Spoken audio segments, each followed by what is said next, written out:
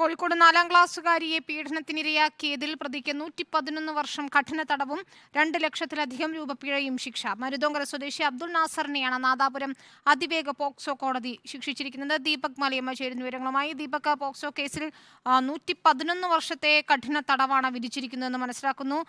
എന്താണ് കേസിന്റെ വിവരങ്ങൾ, വിധിയുടെയും?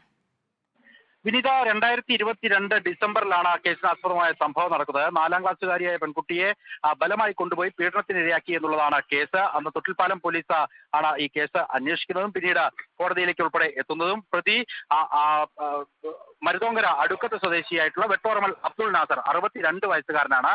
വിചാരണ നടന്നു. ആ ഘട്ടത്തിൽ പല ഘട്ടങ്ങളിലും കൂറുമാറ്റം ഉൾപ്പെടെ ഉണ്ടാകുന്ന സാഹചര്യവും ഈ കേസിൽ ഉണ്ടായിരുന്നു. പക്ഷേ അതിനെല്ലാം കാഴ്ചവെച്ചുകൊണ്ടാണ് കേസിൽ 19 സാക്ഷികളെയും 27 രേഖകളും പരിശോധിച്ചാണ് നാദാപുരം അതിവേഗ പോക്സോ കോടതി ജഡ്ജി എം ഷുഹൈബ് ഇപ്പോൾ ശിക്ഷാവിധി പുറപ്പെടുവിച്ചിരിക്കുന്നത്. പ്രതിക്ക് 111 വർഷം കഠിന തടവും ഒപ്പം തന്നെ 2,10,000 രൂപ പിഴയും ശിക്ഷയായിട്ട് വിധിക്കുകയും ചെയ്തിട്ടുണ്ട്. ഈ കേസിൽ നേരത്തെ തന്നെ വലിയ തരത്തിൽ വിവാദമായ സംഭവങ്ങൾ ഉണ്ടായിട്ടുണ്ടായിരുന്നു. പ്രത്യേകിച്ച് ഈ കേസ് നടന്ന ആദ്യഘട്ടത്തിൽ കുറ്റക്കാരനാണ് എന്നുള്ള ആ ഒരു ഘട്ടത്തിലേക്കൊക്കെ എത്തുമ്പോൾ തന്നെ അതിജീവിതയുടെ ബന്ധു ഉൾപ്പെടെ കേസിൽ നിന്ന് കൂറുമാറുന്ന സാഹചര്യം ഉൾപ്പെടെ ഉണ്ടായി. പ്രതിക്ക് അനുകൂലമായി മൊഴി കൊടുക്കുന്ന സാഹചര്യം വരെ ഉണ്ടായി. ആ ഘട്ടത്തിലാണ് അന്വേഷണ സംഘം പ്രത്യേകമായി സാഹചര്യ തെളിവുകളുടെയും ഒപ്പം തന്നെ DNA പരിശോധനയുടെയും ശാസ്ത്രീയ തെളിവുകളുടെയും ഒക്കെ രേഖകൾ ഹാജരാക്കുന്നത്. അതെല്ലാം പരിശോധിച്ചാണ് ഇപ്പോൾ നാദാപുരം കോടതി പ്രത്യേക കോടതിയിൽ നിന്ന് അതിവേഗ കോടതിയിൽ നിന്ന് ഇത്തരത്തിലൊരു സുപ്രധാനമായ വിധി ഉണ്ടായിരിക്കുന്നത്. ശരി, ദീപക് മലയമ്മയാണ് വിവരങ്ങൾ നൽകുന്നത്.